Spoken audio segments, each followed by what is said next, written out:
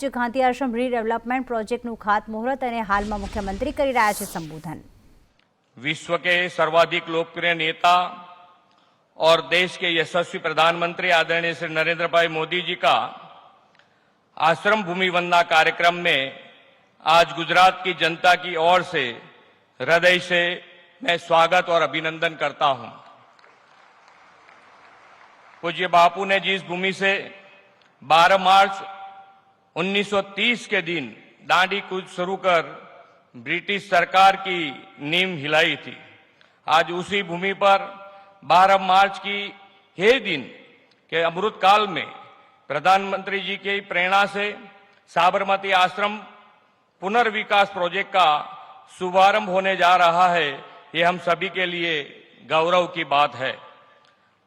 आज से 107 साल पहले 17 जून 1917 के दिन पूज्य बापू ने इस धरती पर साबरमती आश्रम की स्थापना की थी, जिसके बाद यह सत्याग्रह आश्रम भारत की आजादी के संघर्ष का केंद्र बिंदु भी बना। इतना ही नहीं, 1917 से 1930 के समय में पूज्य बापू की यह कर्म भूमि रचनात्मक कार्यों, मूलभूत शिक्षण, सत्याग्रह और अपनी आध्यात्मिक सोच के उनके प्रयोग का भी केंद्र बनी थी।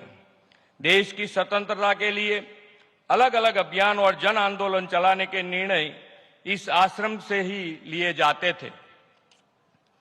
यह कितनी बड़ी बात है कि इस पुण्य धरती से उपजे आंदोलन ने हमारी आजादी के सपनों को साकार करने का काम किया है। यह आश्रम सही मायने में हम सभी के लिए आधुनिक भारत का तीर्थ स्थल है। आज जिसे लोग गांधी आश्रम के नाम से जानते हैं, वो सिर्फ 5 एकड़ में फैला मूल आश्रम है, जिसे स्मारक के रूप में संजो कर रखा गया है। प्रधानमंत्री जी ने 2021 में आश्रम की मुलाकात के दौरान मूल नैतिकता, सत्व और तत्व को बनाए रखने के साथ आश्रम के पुनर्विकास की इच्छा जताई थी। प्रधानमंत्री जी के विचार हैं कि यह आश्रम सिर्फ गांधी मेमोरियल न बना रहे, बल्कि यह गांधी जी के विचारों, आदर्श और मूल्यों को पूरे विश्व भर में फैलाने का भी माध्यम बने। इस विचार को साकार करते हुए आज प्रधानमंत्री जी गांधी आश्रम पुनर्विकास प्रोजेक्ट को शुभारंभ करने जा रहे हैं।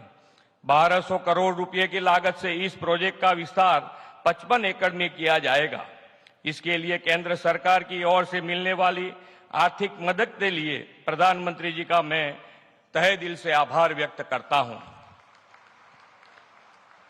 पिछले कई वर्षों से आश्रम की भूमि पर कुछ ट्रस्टों की कामगिरी चल रही थी और आश्रम वासियों के अनेक परिवारों यहां रहते थे। इनके सहयोग के बिना इस रीडेवलपमेंट प्रोजेक्ट का होना संभव नहीं था। मैं आज इस अवसर पर सभी ट्रस्टी और आश्रम वासियों का बहुत बहुत आभार व्यक्त करना चाहता हूं। खास बात यह है कि इस पूरी प्रोसेस में लैंड एक्विजिशन लॉ की कोई जरूरत ही नहीं पड़ी। आपसी सहयोग और विश्वास के साथ बातचीत करने हमने इसका समाधान निकाला। आप सभी के सहयोग और पूज्य बापू के प्रति आपका आदर भाव के कारण यह प्रोजेक्ट समय पर शुरू होने जा रहा है। मैं एक बार फिर आश्रम के रीडेवलपमेंट प्रोजेक्ट के सहयोग के लिए सभी आश्रम वासियों और ट्रस्टी का बहुत बहुत आभार व्यक्त करता हूं। आज के इस अवसर पे इस बात का विशेष उल्लेख करना चाहूंगा कि प्रधानमंत्री जी ने आजादी के अमृत महोत्सव के अवसर पर एक भारत श्रेष्ठ भारत और विश्व गुरु भारत की जन चेतना को जगाने के उद्देश्य के साथ 12 मार्च 2021 के दिन दांडी मार्च को प्रस्थान कराया था और आज आजादी के अमृत काल में गांधी जी को समर्पित आश्रम रीडेवलपमेंट प्रोजेक्ट भी माननीय प्रधानमंत्री जी की शुरू किए जा रहे हैं। यह प्रोजेक्ट महात्मा गांधी के विचारों, आदर्शों, उपदेशों और सिद्धांतों को वर्तमान और भावी पीढ़ी के बीच सदा सर्वदा जीवन करने का काम करेगा। विकास भी और विरासत भी कि नरेंद्र भाई की गारंटी के साथ आज देश विकसित भारत बनने की ओर आगे बढ़ रहा है। विकसित भारत के लिए गुजरात ने भी विकसित गुजरात का संकल्प लिया है और साबरमती आश्रम का यह रीडेवलपमेंट प्रोजेक्ट हमारी इसी विरासत के गौरव को और बढ़ाएगा। इस विश्वास के साथ मैं फिर एक बार आदरणीय प्रधानमंत्री जी और आप सभी महानुभावों का स्वागत और अभिनंदन करते हुए अपनी वाणी को विराम देता हूं। भारत माता की जय। वंदे मातरम। जय जय गरवी गुजरात। आपके इन ऊष्मापूर्ण शब्दों के लिए बहुत बहुत धन्यवाद माननीय मुख्यमंत्री जी।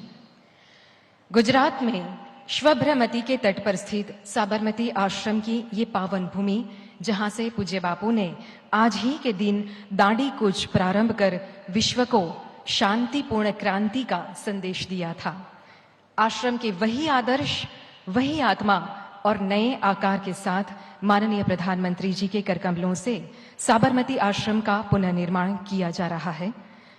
सादर अनुरोध करते हैं माननीय प्रधानमंत्री जी से कि आप रिमोट के माध्यम से साबरमती आश्रम पुनर्निर्माण परियोजना के मास्टर प्लान को लॉन्च करें।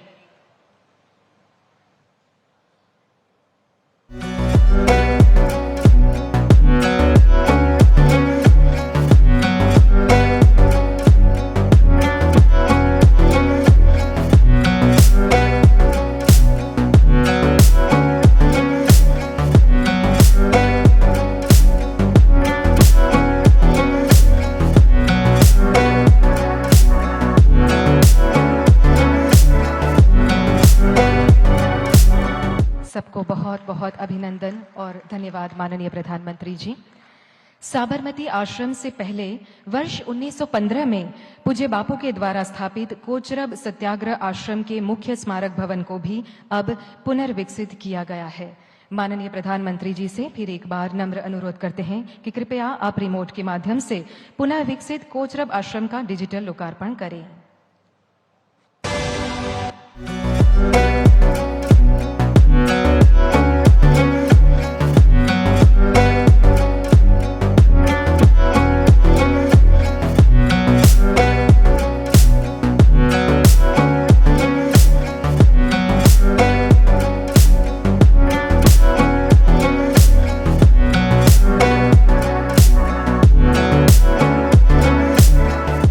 धन्यवाद। स्वच्छता, समानता, स्वदेशी, स्वाश्रय तथा स्त्री सम्मान, ये वही आदर्श है जो पूज्य बापू ने इस भूमि से जन जन तक पहुंचाने का प्रारंभ किया था। और आज का नूतन भारत भी ये उच्च मूल्यों को आत्मसात कर प्रगति के पथ पर निरंतर आगे बढ़ रहा